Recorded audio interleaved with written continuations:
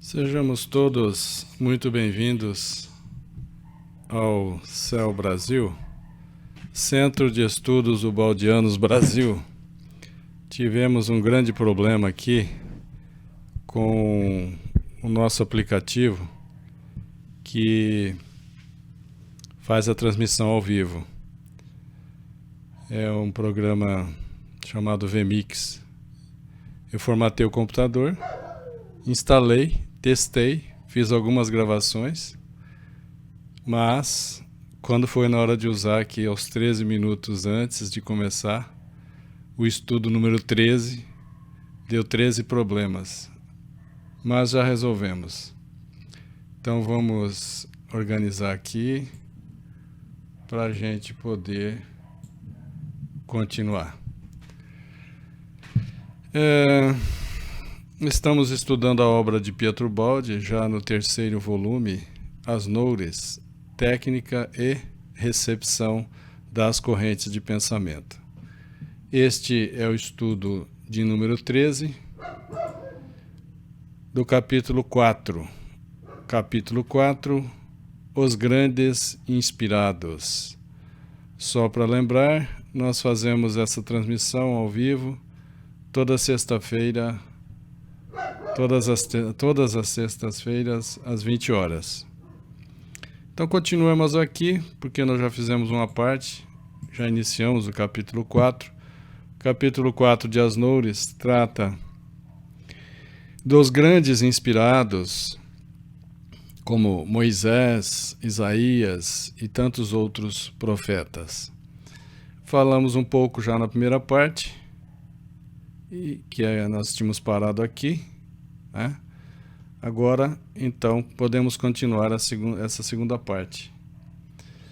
Observando os ciclos das revelações do passado, as revelações divinas que já ocorreram, que mais proximamente se encontram da civilização europeia,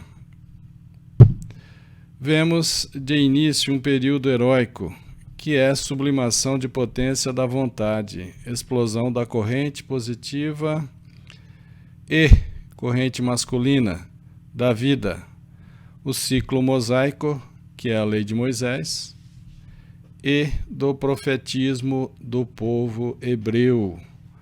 O povo hebreu, Israel, receberam muitos profetas.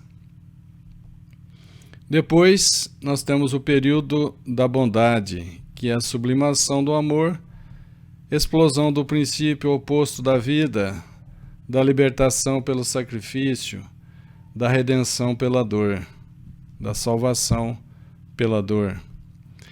Na primeira revelação, que é a de Moisés, a voz de Deus virilmente, masculinamente, diz: Eu sou. Na segunda revelação, que é o Messias, o Cristo, Jesus de Nazaré, a mesma voz redime a mulher e eleva a missão criadora do amor. Então, a revelação do Cristo é suave, amorosa e redime a mulher e eleva a mulher à missão criadora do amor. Hoje, a revelação reaparece, reequilibrando-se numa pulsação de retorno, para alimentar e impelir para o alto o princípio masculino que afirma e, de novo, diz: Eu sou. Mas não com o terror da força e do mistério, como foi na revelação com Moisés, e sim na potência luminosa da sabedoria. É uma afirmação, uma revelação de Deus, eu sou, mas uma revelação luminosa, de sabedoria, de amor. Jamais na história do mundo a inspiração se apresentou em proporções tão gigantescas como em Moisés. Moisés é onde nós vamos observar as maiores noures, as maiores correntes de pensamento, as maiores inspirações. No momento da promulgação da lei de Deus no Monte Sinai. Ali realmente é um dos maiores fenômenos de Noures. A voz emerge de um fragor de batalha, em meio a um terrível desencadear de forças naturais, como força condutora de povos e dominadora de paixões. Então, precisava ter uma força viril ali naquele momento, condutora de povos e dominadora de paixões. Emerge do caos das vicissitudes humanas num ímpeto esmagante de potência. A luta entre as forças do bem e do mal assume um aspecto concreto, desce até a alma dos fenômenos físicos. Então aquela luta entre o bem e o mal vai até os fenômenos físicos. A terra treme, abrem-se as águas dos mares. Aí nós vamos ver Moisés abrindo o mar, abrindo as águas do mar. Deus é força ante a qual vacilam céu e terra. Indubitavelmente, Moisés transferiu à religião hebraica a sabedoria da iniciação egípcia, que consigo levava como esteio. Moisés foi criado pelos egípcios, embora Moisés fosse filho de hebreus, porque o povo hebreu era escravo lá no Egito. Nasceu Moisés e tinha que eliminar os egípcios não queriam que nascesse mais hebreus. Tinha que eliminar Moisés. Moisés foi colocado no cestinho e desceu as águas do rio Nilo, e mais abaixo a princesa viu aquele cestinho, acolheu a criança e criou Moisés. Então Moisés, embora fosse de sangue hebreu, ele foi criado pelos egípcios com toda a sabedoria, toda a iniciação egípcia. Mas foi a grande voz interior da inspiração que sustentou Moisés e guiou-o nos grandes momentos. A inspiração divina. O pensamento era então densamente revestido de ação e se expressava súbito em ato nos acontecimentos. Deveria, pois, possuir em suas origens a violenta potência energética que lhe permitisse penetrar as densas camadas da matéria e do espírito humano. A verdade devia ser simples, precisa, mas lançada como um projétil, e uma verdade cortante como uma espada, para poder penetrar no duro coração do homem daqueles dias de 3.500 anos atrás. Seres humanos primitivos, selvagens, grosseiros.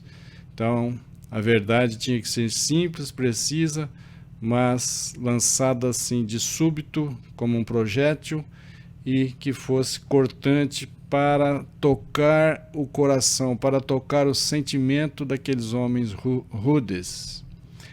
O profeta tinha de ser um condutor de povos, por isso Moisés. E seu pensamento, o pensamento do profeta, devia estar armado de potência humana e armado de potência sobre-humana. Por isso, Moisés tem o apoio da voz que dá a ele mais autoridade sobre o povo hebreu. A voz que é a voz de Noures. A lei de um Deus único devia impor-se por seu poder no seio da idolatria dos cultos vários. Naquela época adoravam-se vários deuses, Deus da água, Deus do trovão, Deus do fogo e por aí vai. Então, era necessário agora e revelar que todos esses deuses são deuses com D minúsculo, deuses pequenos, e existe um Deus único, E para isso precisava impor isso. Devia imprimir-se na consciência de um povo em meio à anarquia das nações. Trazer, como Moisés trouxe, com rigor, com virilidade, a ideia de um Deus único. A solitária e dolorida sublimação mística dos santos do cristianismo ainda não nascera.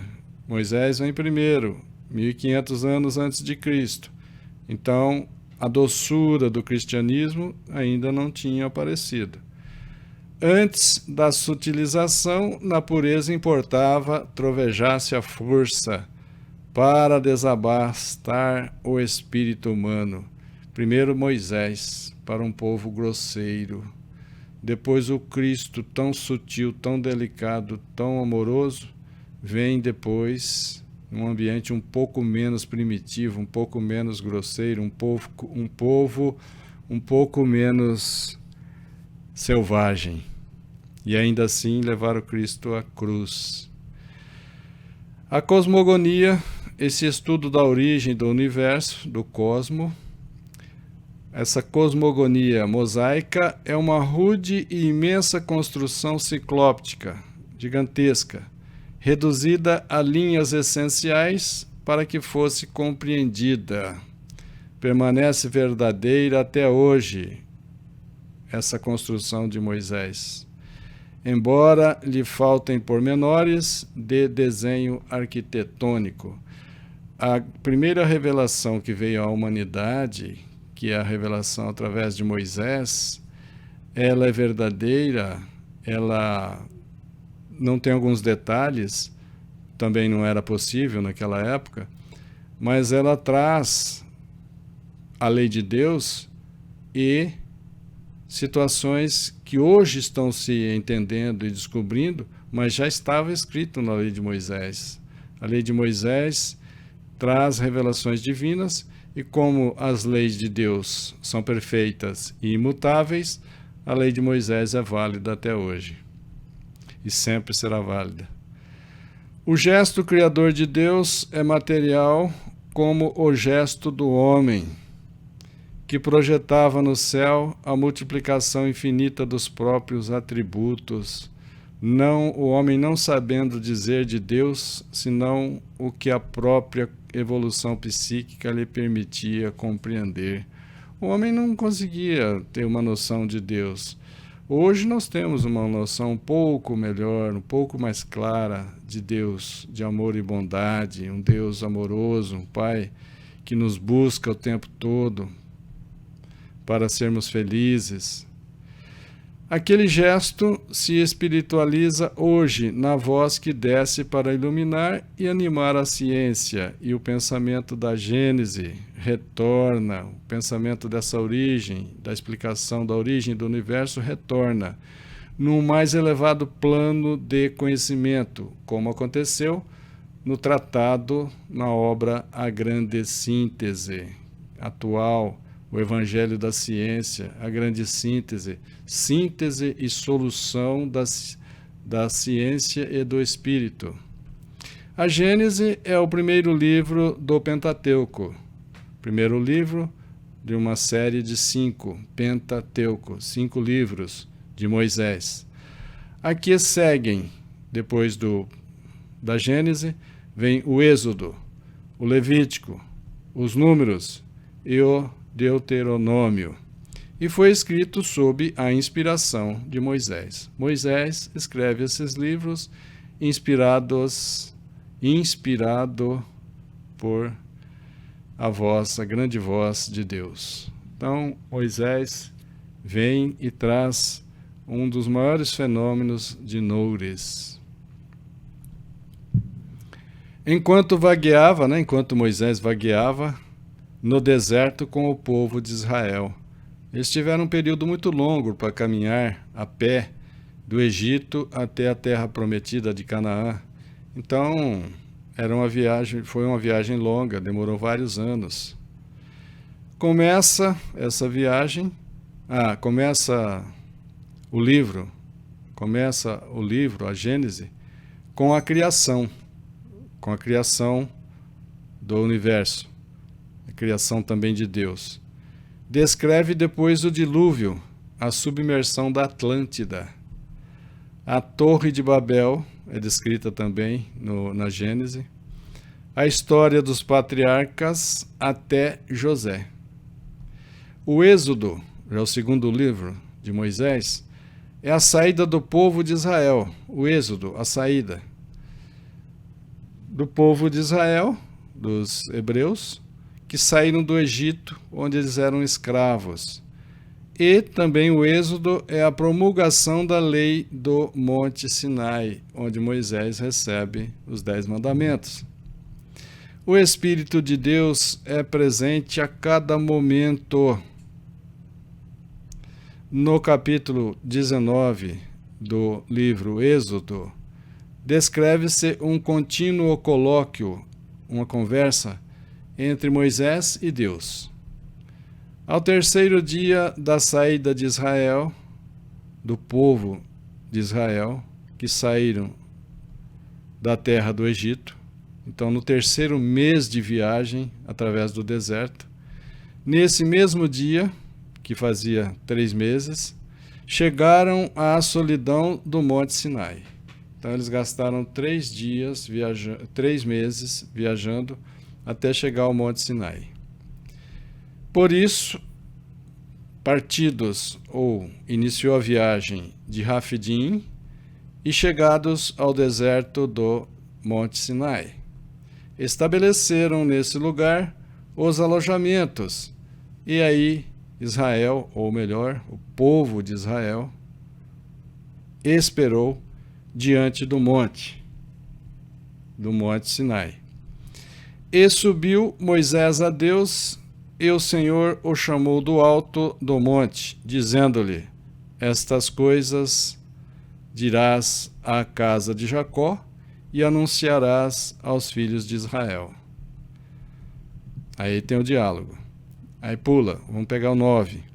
O Senhor lhe disse: virei logo a ti na obscuridade de uma nuvem, a fim de que o povo me ouça a falar contigo e creia em ti, Moisés, perpetuamente.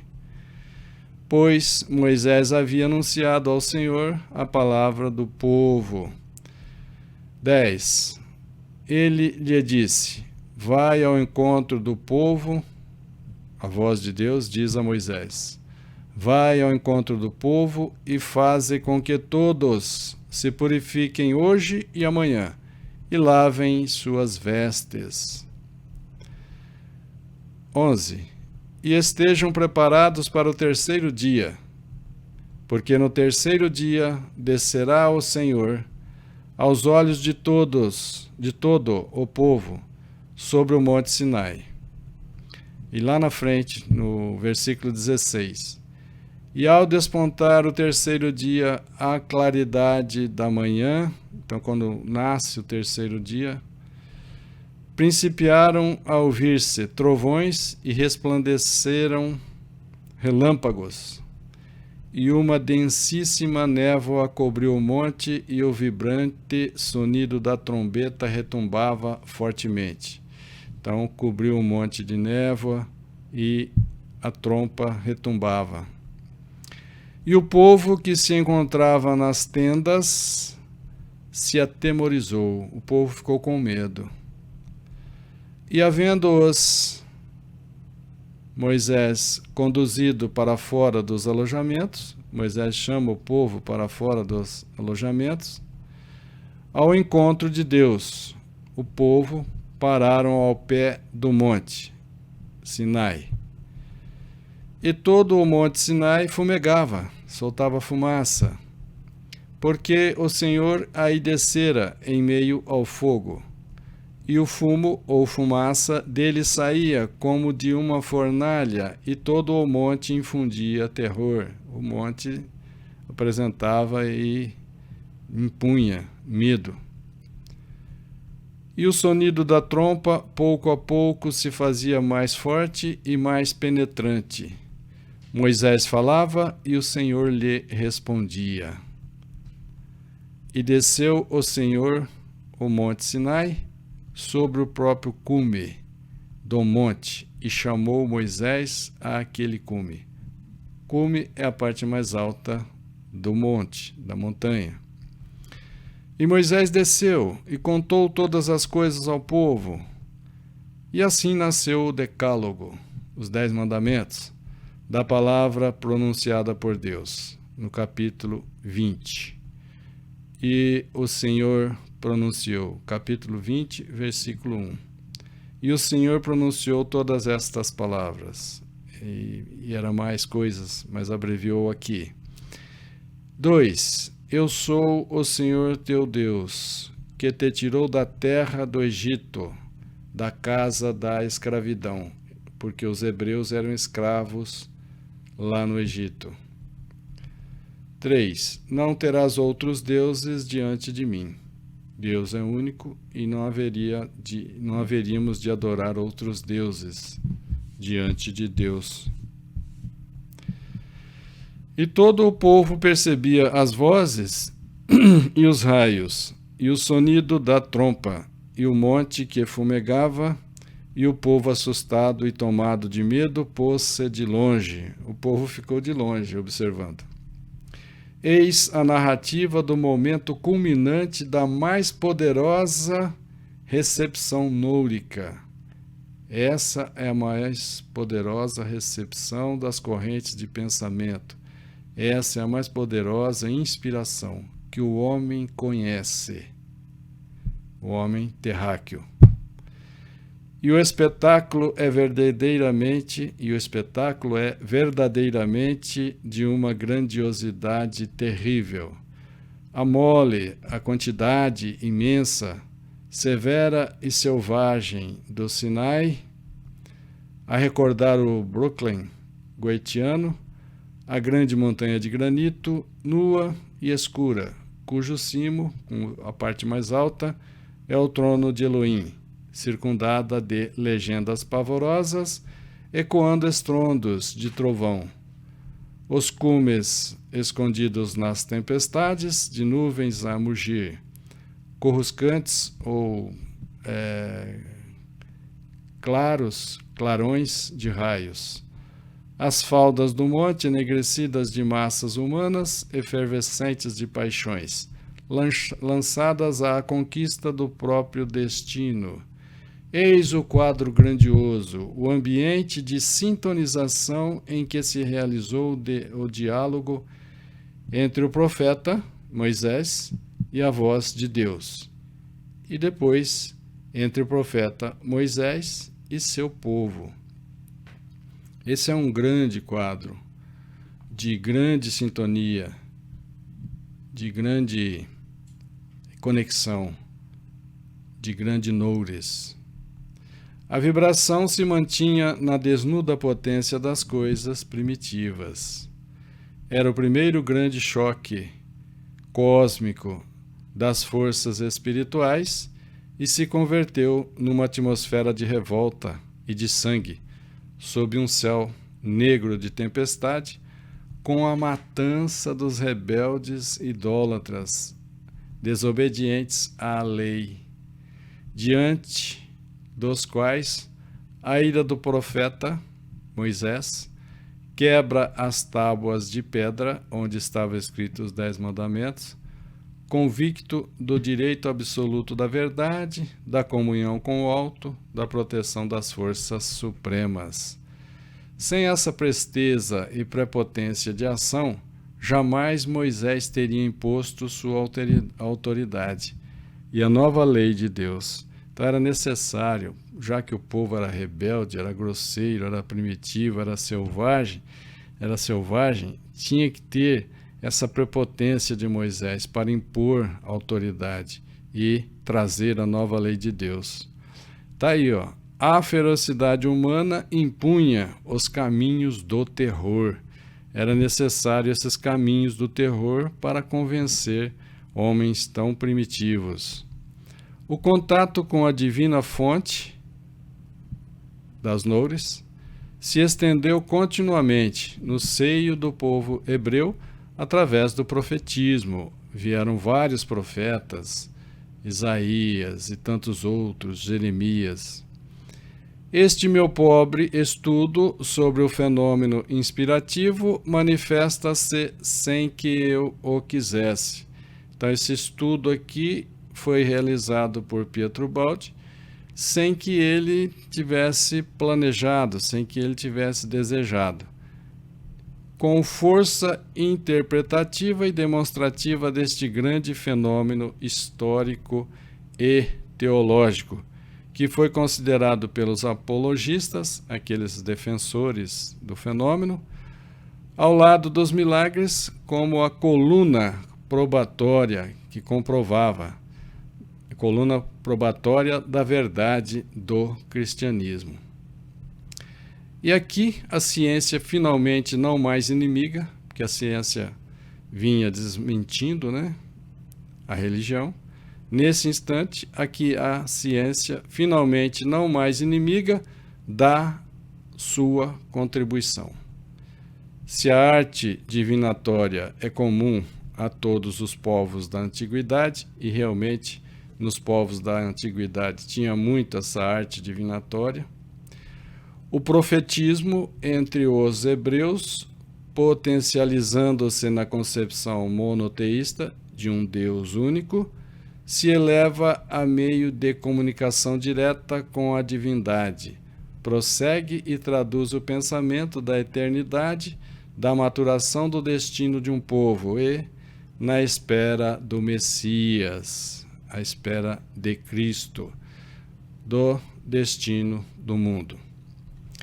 Após o Pentateuco, após os 5 livros de Moisés, a Bíblia continua.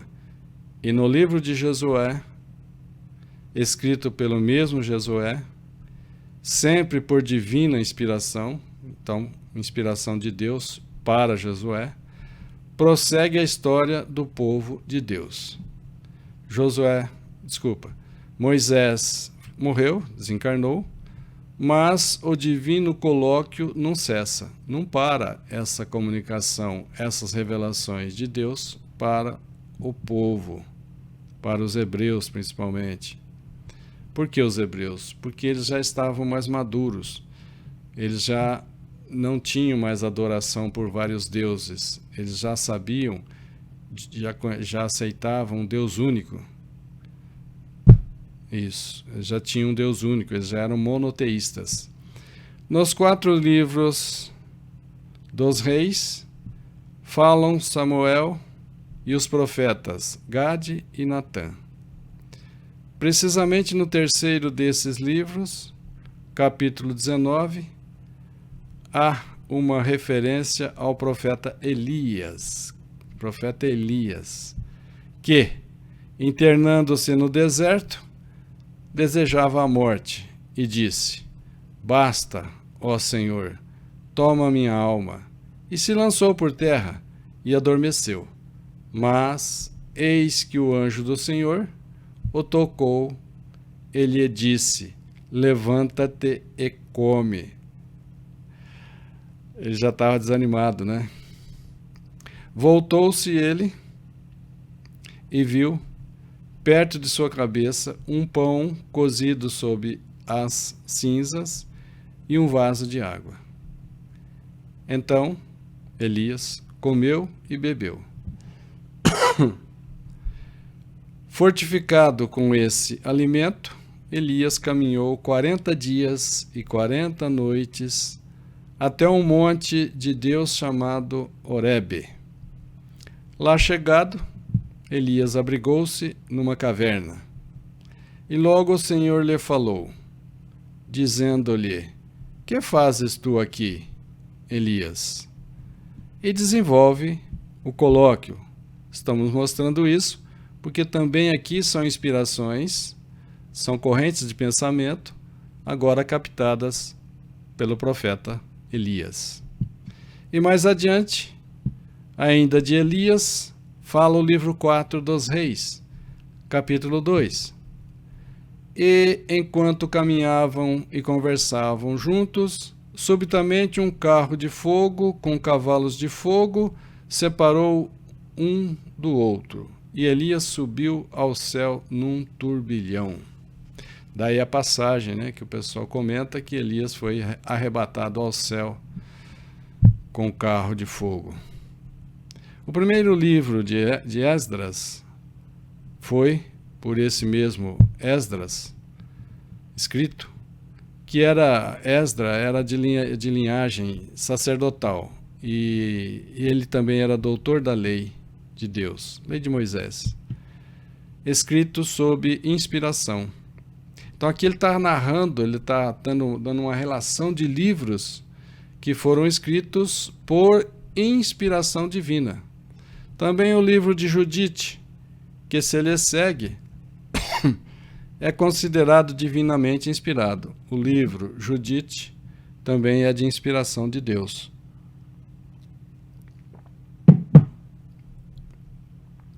No livro de Jó, Jó, frequentemente profetizava a respeito de Cristo, do Messias esperado. No livro dos Salmos, o rei Davi, instrumento do Espírito, profetiza de Cristo e escreve hinos maravilhosos, hinos que são poesia, profecia, sapiência e oração. Então o rei Davi também tinha essa capacidade, essa mediunidade inspirativa. No rei Davi, o pressentimento do novo pensamento de Cristo é vivo. Ele sentia já a vinda do Cristo e a mensagem que Jesus de Nazaré haveria de trazer. Ninguém antes do rei Davi, havia ousado falar de Deus com tanto amor e confiança no meio do povo hebreu que entendia a proteção divina como um domínio severo, cheio de terríveis punições. Então o povo hebreu temia a Deus, respeitava, mas temia. E o rei Davi traz uma nova imagem de Deus, e nas letras das músicas e das poesias que rei Davi fez, ele traz um rei amoroso, um Deus amoroso, um Deus bondoso. E isso é ser ousado de falar sobre um Deus bondoso, amoroso, no meio do povo hebreu que só respeitava, só aceitava um Deus terrível, de punições. Davi cantava com sua harpa, não mais um Deus que subjugava pelo pavor de suas cóleras e vinganças, mas Davi cantava um Deus doce e bom que se aproxima do homem no esplendor de suas obras. Os céus narram a glória de Deus e o firmamento anuncia suas obras. Um dia dirige a palavra a outro dia, e a noite a outra noite a relata. Sem palavras, sem discursos, entende-se a sua voz que se expande por toda a terra e ressoa até os confins do mundo. Inspirado também é o livro dos Provérbios, ditado pela sabedoria de Salomão. Aqui já é outro, né? O rei Salomão. Livro cheio de sentenças sublimes. Inspirado também foi o livro da sabedoria, ao mesmo Salomão atribuído. O livro da sabedoria, que também foi inspirado e foi escrito por Salomão. Inspirado também é o chamado Eclesiastes, o livro Eclesiastes. Eis que surge na Bíblia Isaías, o primeiro dos grandes profetas, majestoso nas suas predições referente ao Messias. Majestoso nessas revelações nessas predições, nessas profecias referentes ao Messias, ao Cristo, que haveria de vir. Fala após Jeremias, profeta. Jeremias era profeta desde os 15 anos, até depois da destruição do templo de Jerusalém e destruição da cidade de Jerusalém, quando Jeremias, prostrado sobre as ruínas da cidade santa, Jerusalém, deixou rebentar sua dor nas lamentações. Aí ele lamenta, né? Vem a seguir seu discípulo Baruque, também profeta. Ezequiel começou a profetizar no 5º ano de seu cativeiro em Babilônia. Ezequiel foi preso e a partir do 5º ano de prisão ele começa a profetizar. Foi o inspirado misterioso, taciturno, silencioso e terrível que viu a destruição de Jerusalém, a dispersão, ao espalhar dos judeus, e após sua volta, a reconstrução da cidade e do templo e o reino do Messias, Cristo, Jesus de Nazaré. Profecias relativas ao Messias também, ou melhor, contém o livro de Daniel, por ele mesmo escrito, na corte dos reis caldeus. Seguem os profetas menores, Oséias, Joel, Amós talvez também mártir, Obadias, Jonas, o náufrago, vomitado pela baleia, a história de Jonas, né? Outro profeta, Miqueias, a quem se deve a célebre profecia sobre Belém Efrata, onde deveria nascer o Messias, e realmente se confirma. Belém, Efrata, é onde nasce o Messias esperado, o Cristo, onde nasce Jesus de Nazaré.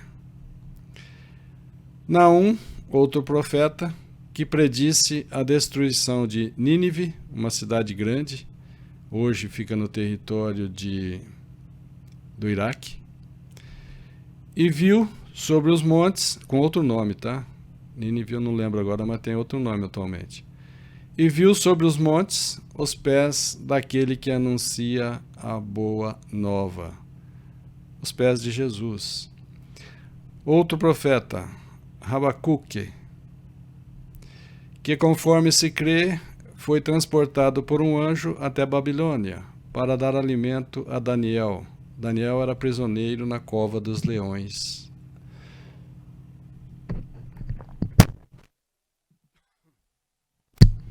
Outro profeta. Veja que ele está fazendo uma relação aqui mostrando os grandes inspirados, aqueles que tiveram as noures, que captaram correntes de pensamentos.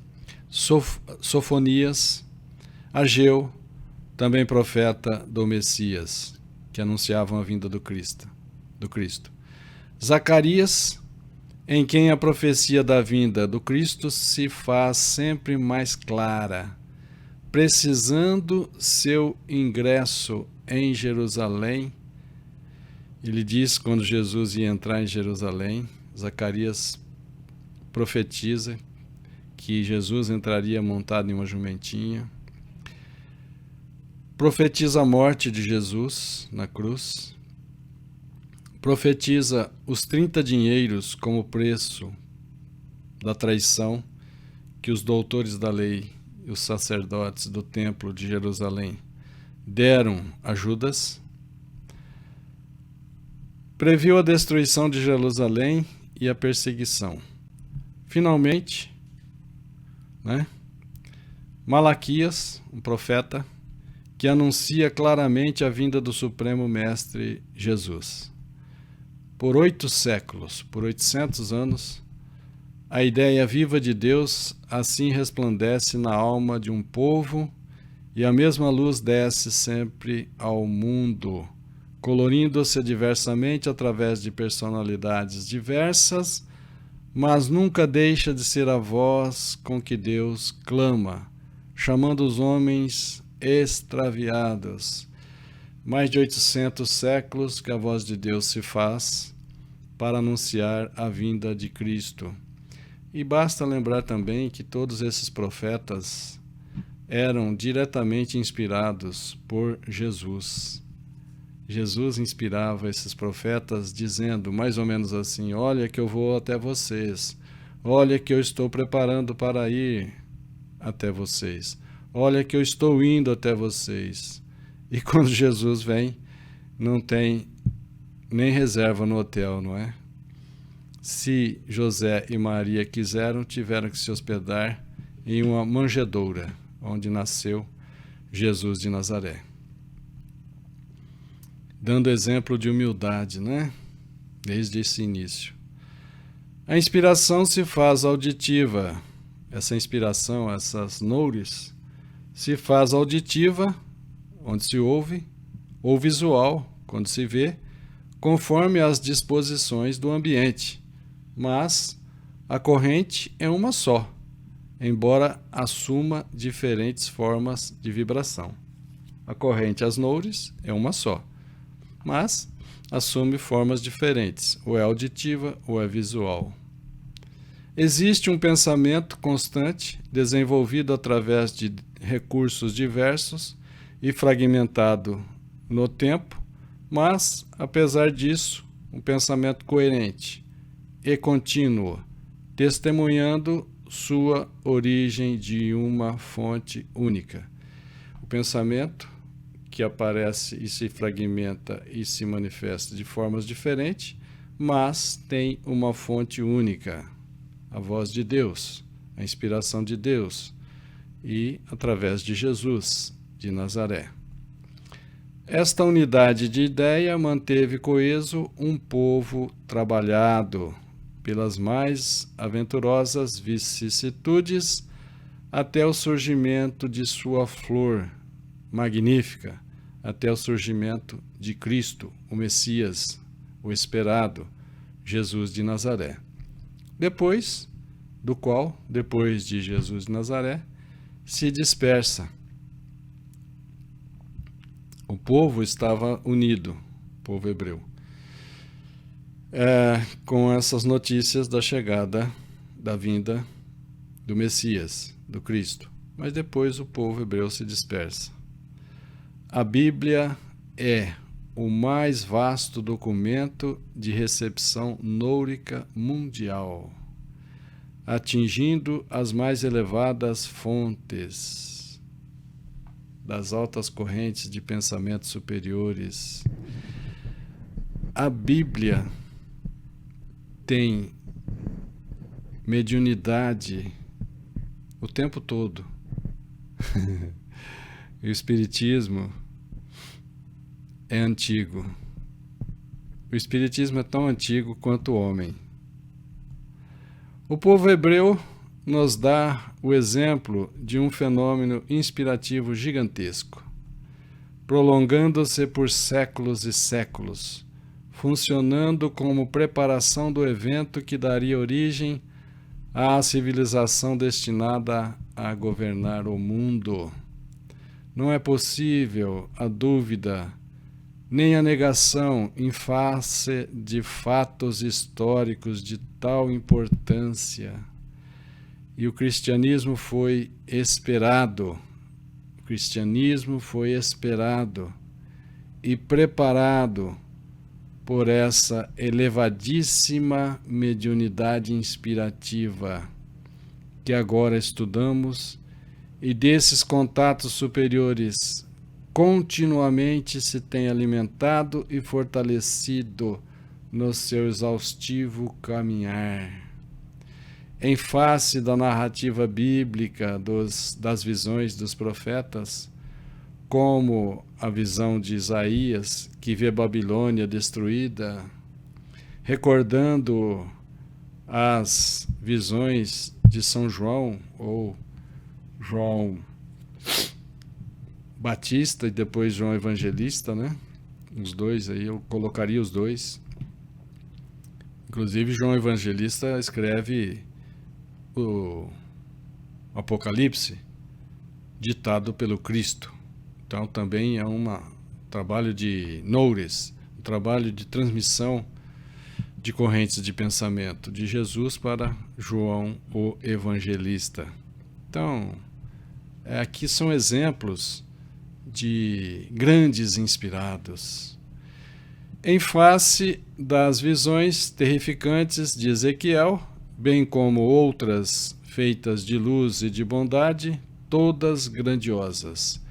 Em face dessas figuras pensativas de profetas prostrados diante do infinito, invocando luz e paz para a alma humana em tempestade, eu, que escrevi a demonstração científica da realidade dessas forças tremendas, ele está dizendo, Pietro Baldi, que ele escreveu essa demonstração científica dessa mediunidade.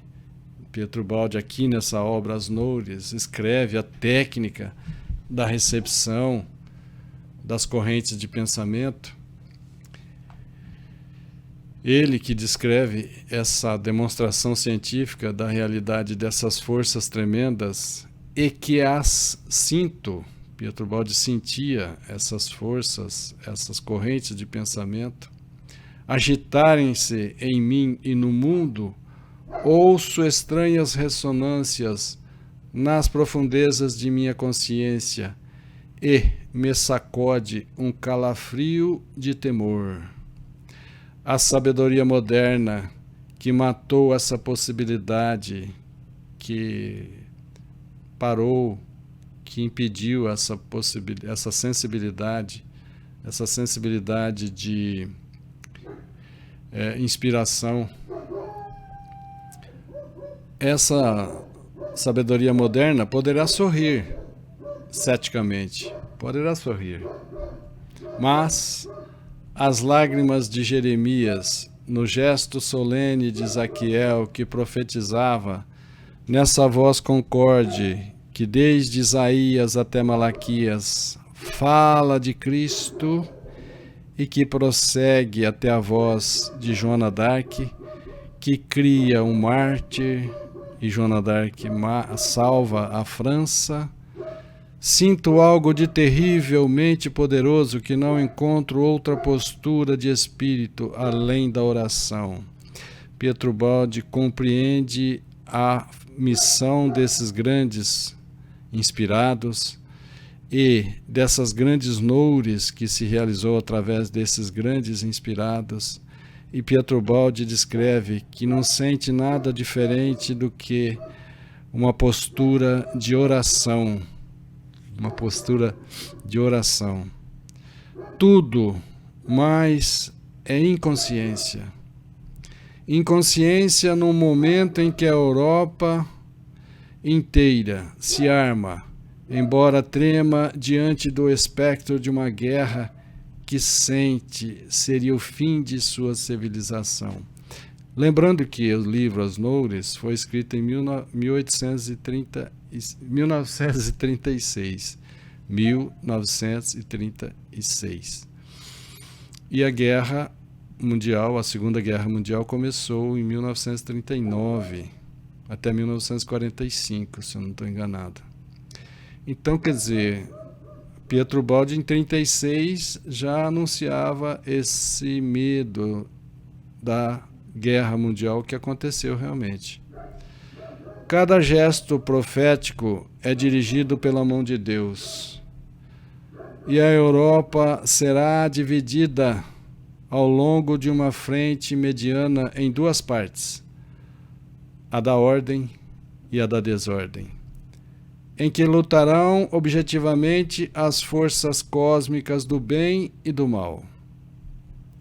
Se as forças desagregantes do mal chegarem a vencer as forças construtivas do bem, então as portas da Europa desorganizada se abrirão de par em par, diante da ameaça imensa da Ásia, do dragão gigantesco e terrível que já levanta a cabeça mirando a presa suculenta.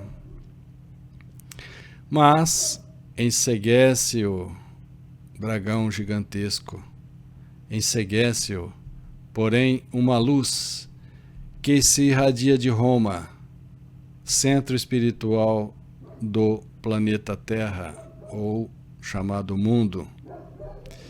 Na terra e no céu irrompe uma vastíssima tempestade de pensamento que, em grandes correntes, luta e se lança à conquista da unidade espiritual do planeta. Então, na Terra tem essa tempestade de pensamentos diferentes, de correntes diferentes, mas busca-se, lança-se a conquista da unidade espiritual do planeta Terra, onde futuramente diremos, todos somos um.